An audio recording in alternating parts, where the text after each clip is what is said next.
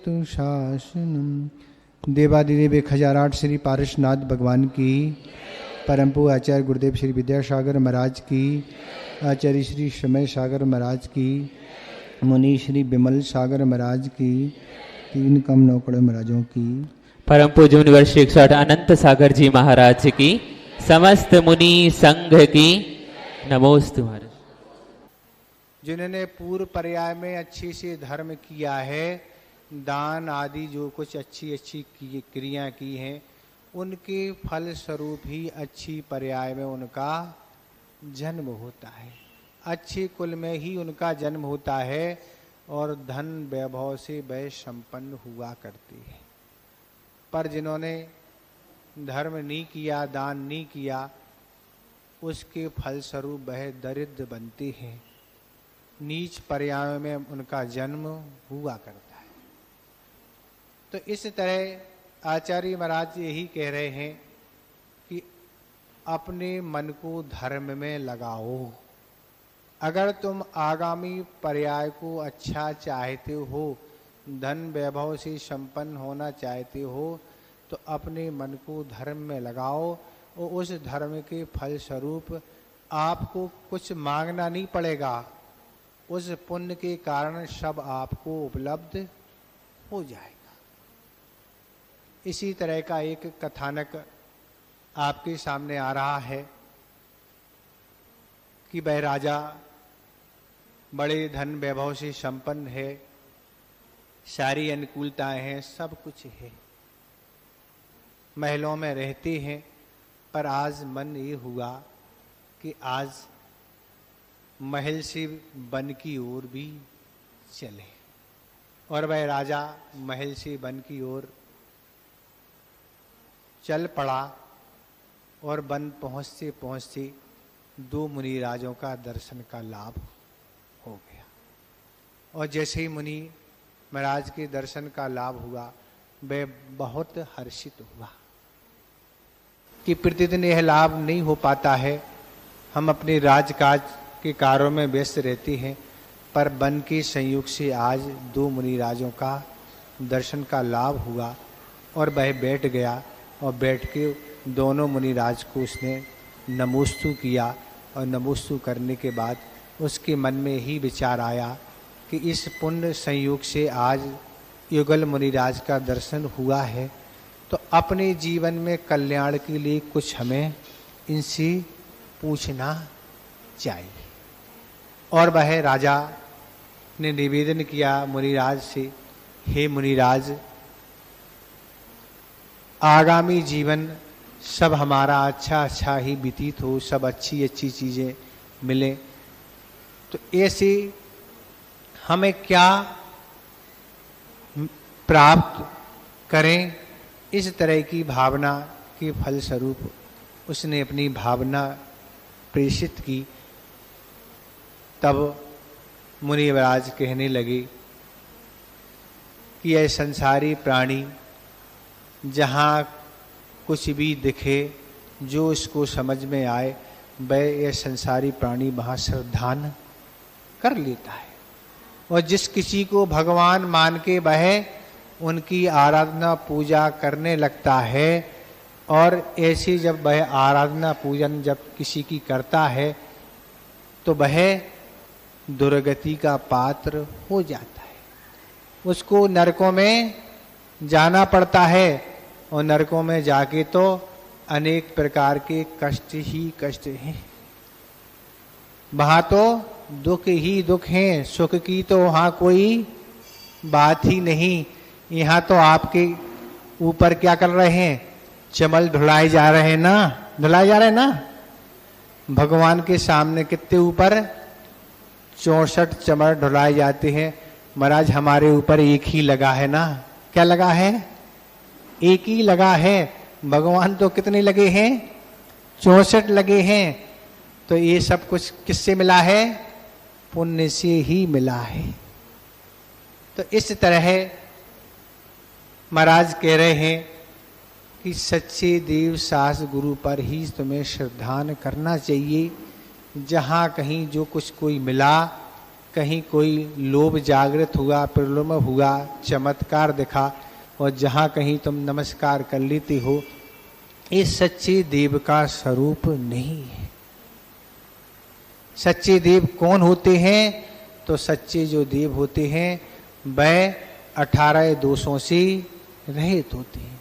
जिनके अंदर राग नहीं है तो देश भी नहीं है, ना भूख की बाधा है, न प्यास की बाधा है, न सर्दी की बाधा है, न गर्मी की बाधा है। इस तरह से ये सच्चे देव होते हैं। इन पर ही तुम्हें श्रद्धान करना चाहिए। और सच्ची जनवाणी क्या होती है? तो सच्ची जनवाणी वही होती है जो भगवान तीर्थंकर के द्वारा जो वाणी खिरती है, गणधर परमेष्ठी और आचार्यों के माध्यम से, यह जनवाणी ही ये जनवाणी कहलाती है। यही शास्त्र कहलाते हैं कि ही कल्पना के द्वारा कोई रची हुई कोई जनवाणी नहीं है, जिसमें कल्पना से कुछ भी बनाया हो, वह जनवाणी का स्वरूप नहीं है। और सच्चे गुरु कौन होते हैं? तो सच्चे गुरु वही होते हैं विषयासा बसाती थे, जो विषयों की आशा से रहते हैं। निरारंभो परिग्रह, और आरंभ और परिग्रह से जो रहित होते हैं और ज्ञान ध्यान तप में जो लीन होते हैं, वही ही सच्चे गुरु होते हैं। अन्य किसी प्रकार के कोई गुरु नहीं कहलाते हैं। इस तरह से मुनिराज ने उस राजा को बताया कि ऐसे सच्चे देव सासु कर श्रद्धान करके उनकी आराधना पूजा ही करना चाहिए, अन्यथा किसी की नहीं करना चाहिए। इस तरह उन्होंने महाव्रत का क्या स्वरूप होता है, अणुव्रतों का क्या स्वरूप होता है, अगर तुम्हारे अंदर सामर्थ्य है तो महाव्रतों को अंगीकार करो, और तुम्हारे अंदर सामर्थ्य नहीं है तो एक सदग्रस्त के नाते अणुव्रतों को अंगीकार करो। ये महाराज ने उपदेश दिया।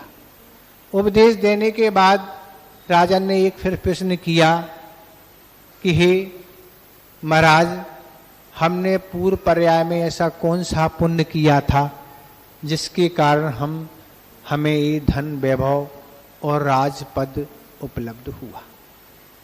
तब मुनिराज ने कहा, तुम पूर्व पर्याय में कहीं थे और पूर्व पर्याय में तुमने क्या किया? अष्टांग का व्रत किए। तो अष्टांग का व्रत का अर्थ 8 दिन की उत्कृष्टता से कोई उपास करते हैं, कोई कम उपास करते हैं, कोई पहला और अंतिम उपास करते हैं।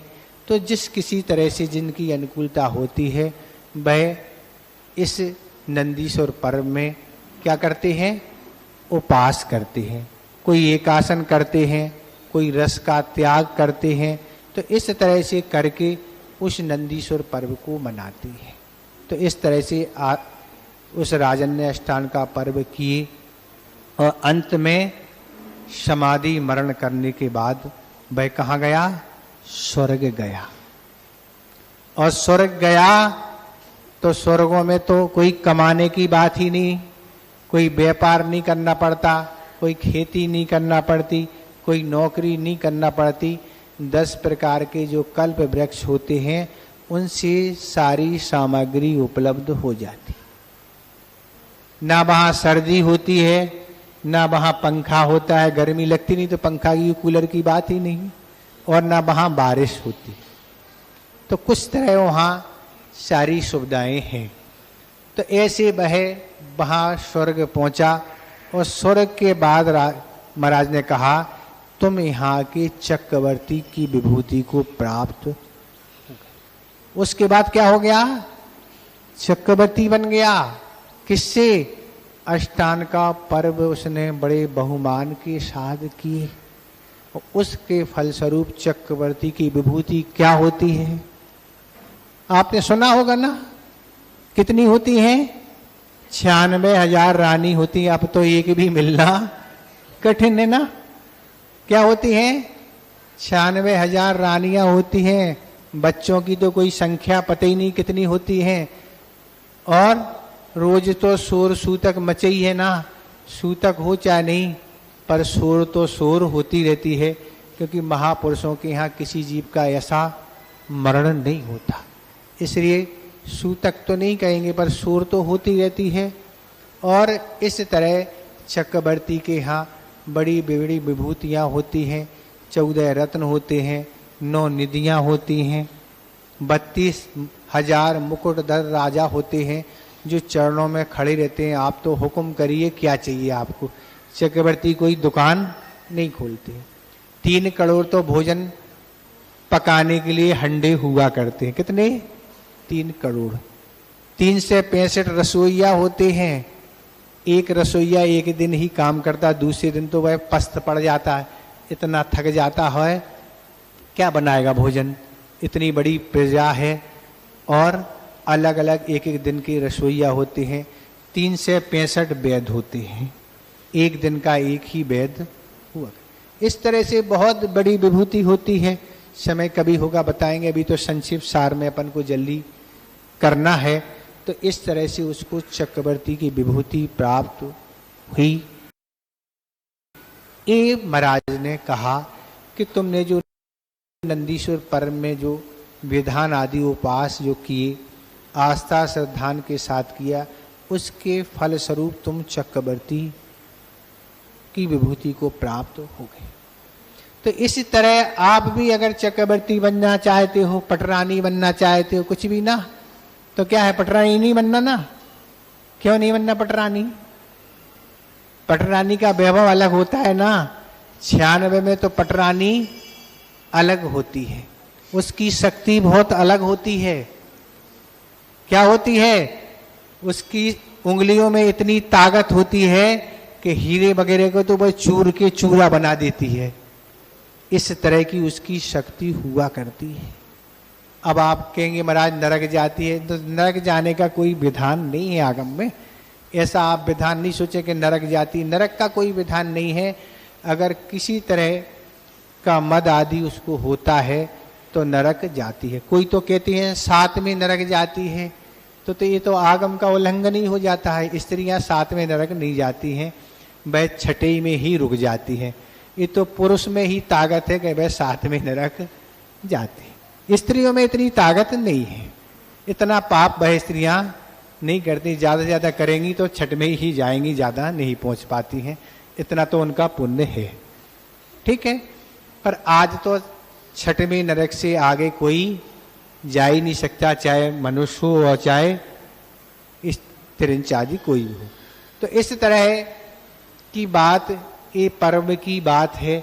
अगर व्यक्ति ने अपने जीवन को धर्म से जोड़ा है, जो भी एक गृहस्थ के कर्तव्य हैं, कार्य हैं, जो पर्व के अलावा प्रतिदिन करते हैं, तो ऐसी नरक और तिरंचों में उनका जाना नहीं होता।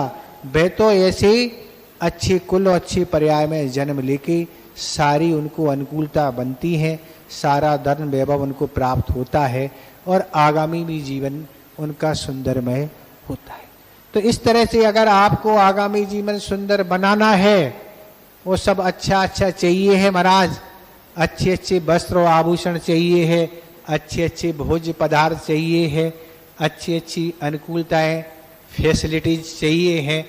तो आचार्य यही कहते हैं उस धर्म को करो, और धर्म करने से आपको सब अनुकूलता बनती चली जाएंगी और अच्छे से आप धर्म भी कर सकेंगे। पुण्य होना अलग बात है, पुण्य का उदय है, वो पुण्य से वस्तु आपको मिल सकती है, पर भोगने के लिए भी पुण्य चाहिए। चाहिए कि नहीं? पुण्य से आपको पंखा मिल गया पर करंट नहीं है तो भोग सकेंगे क्या? हवा नहीं मिलेगी। पुण्य के योग से आपको अच्छी अच्छी भोग सामग्री पदार्थ मिल गए हैं और तैयार भी हो गए हैं, लेकिन बुखार आ गया फिर क्या होगा? भोग पाएंगे क्या? तो भोगने के लिए भी पुण्य चाहिए है। गाड़ी तो आपको पुण्य योग से मिली है, पर रास्ते में खराब हो गई तो क्या होगा? रास्ते में पेट्रोल खत्म हो गया तो भोगने के लिए भी पुण्य की आवश्यकता है। मिलना सिर्फ पुण्य पर आधारित है, पर भोगने के लिए पुण्य अपेक्षित है। तो इसी तरह हम आपसे यही कहेंगे, ज़्यादा कुछ नहीं कहना। आरती भी आपको चढ़ाना है और महाराज को भी जल्दी आहार को उठाना है। तो अपन यही कह रहे हैं कि उस पुण्य को मत भूलो।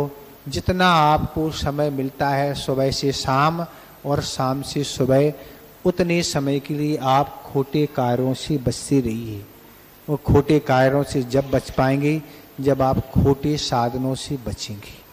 ऐसे खोटी संगति है, खोटे लोगों की संगति है, खोटे स्थान है, खोटे पदार्थ हैं, इससे आप बचेंगे तो आप क्या करेंगे, पुण्य के कार्यों में लगेंगे। उससे आप पुण्य संचित करके आगामी जीवन को अच्छा बना सकेंगे। अन्यथा तो दुर्गति के पात्र हो गए, फिर तो कुछ हो नहीं सकता। क्योंकि सिद्धांत है कि जिस भी आयु का एक बार बंद होता है उस आयु का संक्रमण नहीं होता। जिसको भी नरक आयु का बंद कर लिया, हम सोचें बदलने कोई आयु, तो ये आयु बदलती नहीं। जहाँ जिस आयु का बंद किया वहाँ नियम से जाना ही पड़ता है। चाहे तीर्थंकर प्रकृति का बंद कर लो और चाहे छायक सम्यक दर्शन, कुछ भी कर लो। कम करना अलग है पर जाना तो पड़ेगा ही। इसलिए अपने जीवन को अच्छा बनाओ। अब चौमासिक स्थापना की डेट निश्चित आ रही है महाराज, डेट फिक्स हो गई है, सुना है ना। तो आप आ रही है, अच्छी मानसिकता बना लो। इस जीवन को पुण्य कार्यों से आप जुड़ लो। ये अवसर आपको मिले हैं। लोग यही कह रहे खिमलासा वालों को कहाँ से चौमासा मिल गया, नाम तो अलग जगह का था। हमने भैया खिमलासा वालों का पुण्य था ना, तो उनका नाम आ गया। उम्मीद तो कहीं से कहीं थी नहीं कि खिमलासा जाना पड़ेगा, पर आपके भाग पुण्य से मिल गए हैं। तो पूर्व पुण्य था, पर और भी अब पुण्य बढ़ाना है, जिस पुण्य के कारण हम आगामी जीवन को अच्छा बना सकें। इतने ही हम पर्याप्त समझते हैं। अहिंसा परमो धर्म की भारती तो जपो निज में, जो तेरो शरणा गहे शो पावे सुख चैन। देव बजू अरिहंत को गुरु सेवा निर्गन, दया धर्म का लो सदा यही मोक्ष का